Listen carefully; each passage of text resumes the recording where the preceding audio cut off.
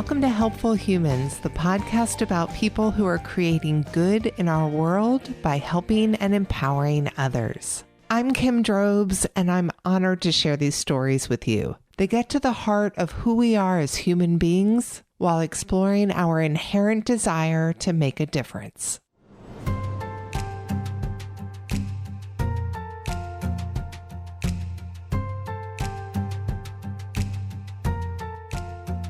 It started when, after Thanksgiving, my mom and I went to help the homeless, and they were asking for blankets and jackets and coats.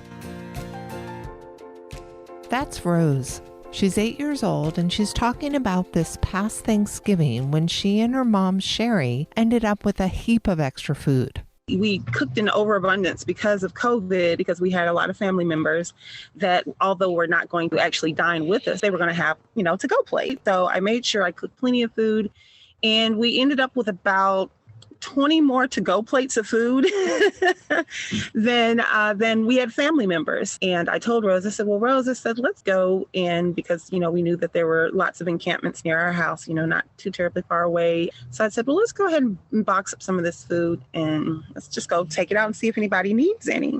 And she hit her snack box and she's like, well, Mommy, I'll grab them some snacks and drinks and stuff like that. And then I wrote what was on the plates and then we took them out. And there's one gentleman who was really sweet. And he walks over and he says, well, we have about 30 people over here. Do you have enough to kind of share? And I was like, oh, yeah, we've got plenty. So he kind of alerted everybody else and everyone kind of came over and was very happy.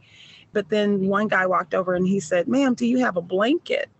And Rose says, well, Mom, we have the blanket in the back that we take for picnics and stuff. And I said, oh, yeah, we do. So we gave him that blanket.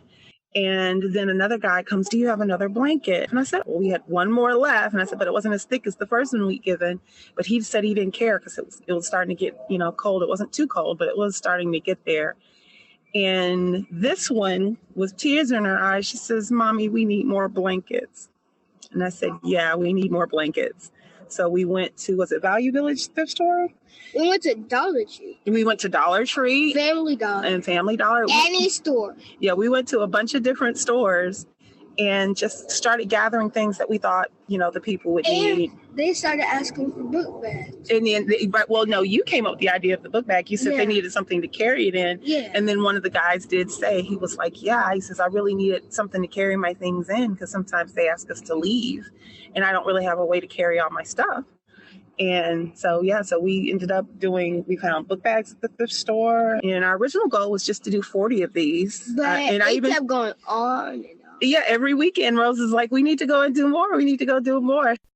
So Sherry and Rose have been doing more. Adopting the name Blessing Bags of Warmth for the Homeless, they are now spending their free time distributing food, blankets, coats, hygiene products, and PPE to their unhoused neighbors. And as it turns out, helping the homeless is not really a new thing for either of them.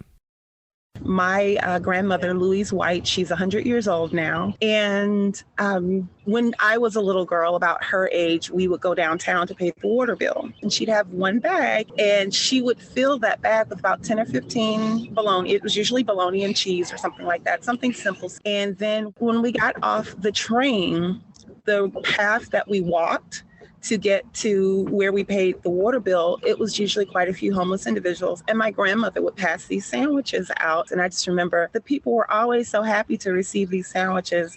So it's been on my radar for several years. And then this little one came along and she was about 3 years old. Want to tell it? Okay, I'll let her tell it. Okay. My mom just picked me up from school, pre-K school, I think. Mm-hmm. And then I was really hungry, so she took me to McDonald's to get a couple fries and stuff. So we were getting ready to go home. And a man over on the side, he said he needed some help. And so I kept saying, help. And she thought there was something wrong. I thought it was something wrong with her. So I'm looking in the rearview mirror, like what's wrong? Like, I'm thinking spiders gotten in the car or something. My 3-year-old's freaking out. She's like, help. She said, not me, him.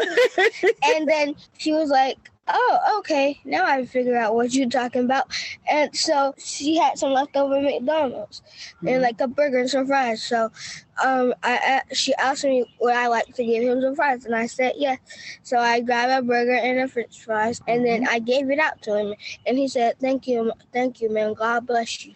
And I said, God bless you. Thank you so much for staying safe. I think that's what I said.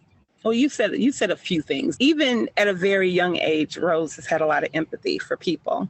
And I care about all people. You do care about all people. But, and it's one of those things where it's like in the warmer months, we always would keep bottled water. We always keep snack bags, something in the car, because because homelessness is really, prevalent around our area.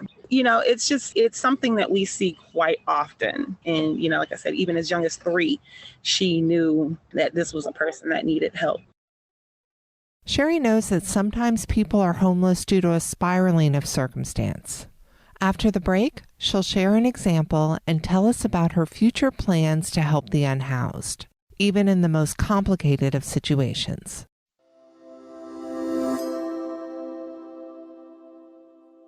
Hi, this is Sean, one of the producers here on Helpful Humans. If you're looking for more inspiring stories that highlight community and human connection, then check out our sister podcast, Rochambeau. Rochambeau is the podcast about the world's most unique competitions and the amazing competitors that make them happen. With stories that celebrate both the quirky and the crazy, including barstool ski racing, competitive air guitar, and the search for the world's ugliest dog, Rochambeau is really fun, lighthearted, and always interesting. That's Rochambeau, spelt Roshambo. Listen and subscribe today on your favorite podcast provider.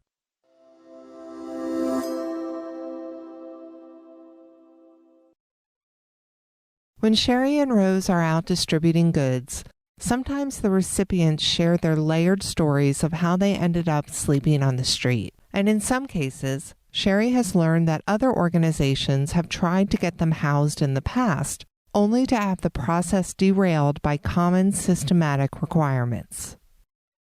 I had one gentleman tell me, he was like, yeah, they offered me a hotel room. He said, but they told me I had to have my ID. And I haven't been able to get my ID because I can't get my birth certificate. And it's like, what do you do then? It's, and then I'm on Google going, okay. And he's like, he's born in Arizona. So I'm like trying to look up, okay, how do you get birth certificates in Arizona? So it's like, well, what do you do? How do you help? So I want to be able to let these people know there are people that care.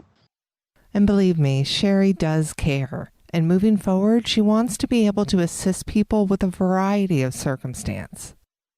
I remember one of my coworkers years ago telling me that if you do what you love, you won't work a day in your life. And my friend and also attorney, Stephanie Shepard, she has assisted me in filing for our incorporation, and she's also assisting me in filing for our 501c3. And she's getting me in contact with grant writers and things of that sort. So we do hope to eventually, have some sort of building so that we're able to organize, and also, not just to provide the day-to-day needs of our unhoused family and unhoused neighbors. So, we started with something small, and we hope to grow it into something big so that when someone comes up to me and says, I don't have my driver's license or I don't have my birth certificate, I can say, here, this branch of our organization can help you get that. Let's do that. Because a lot of the people, it's just the most simple reasons as to why they're unhoused. It's not, I'm a bum, because a lot of people, their misconception is, these people need to get jobs. It's kind of hard to get a job when you don't have an ID, you don't have a birth certificate, you don't have a roof over your head. I talked to one man, very intelligent, very well-spoken, absolute sweetheart. And this man, he said, I had a job for 30-something years. He said, and I lost that job. He says, but then I lost my house and I lost all my personal belongings. And now I'm just I'm stuck. So it's not that he doesn't want to work. He wants to work, but he can't because he doesn't have his driver's license, he doesn't have his birth certificate, he doesn't have anything. Right. All he might have is a backpack with some food and a tent and stuff. That's all he has. He doesn't have a bathroom. He doesn't have a snack box. He doesn't have a backyard to play in. He doesn't have anything besides a tent and somebody that carry his stuff in. That's all he has. Sherry and Rose are getting to know the homeless community in their area pretty well, and when the community suffers a loss, like they did recently with a gentleman named Mr. Paul, Sherry mourns with them. He was such a vibrant individual. He only talked to who he wanted to talk to, and I remember the first few times that I'd seen him, he was very uncertain. But I think the thing that really got me in good with him was the red beans and rice that I made one time. Mr. Paul was like, "Oh, girl, you put your foot, your elbow, your knee, your ankle." We have a saying where you really put your foot in it when it's good. Like he said, I put a few extra body parts in it. He was such a vibrant person. And to know that he lost his life in the way that he did is just, it's heart-wrenching. And that's another reason why I put so much emphasis on trying to get the sleeping bags and the blankets and the hand warmers. And he should not have been on the side of a street freezing to death. He just shouldn't have. Blessing Bags of Warmth for the Homeless is best reached via Facebook, where Sherry shares more about the people they are helping. I encourage you to check it out. On Facebook, we are Blessing Bags of Warmth for the Homeless. We also have a GoFundMe that was set up. We have a Facebook donation link, and then we have the Amazon wish list where people, if they want to, they can just purchase items and have them sent directly that we immediately turn around and put back out into the community. It's a labor of love. It's just a way to give back to our neighbors, and it feels good to do that. Thanks so much for sharing part of your day with us and for listening to this Helpful Humans episode. If you enjoy the podcast, please consider giving us a rating and a review on Apple Podcasts or wherever you get your podcasts. Theme music for Helpful Humans is provided by the amazing K. Michelle Dubois. Check out all of Michelle's latest offerings on her website at kmichelledubois.com. Follow us on Facebook at Helpful Humans Podcast, where you can see updates to stories that we've covered and perhaps suggest a story of your own. Thanks for listening.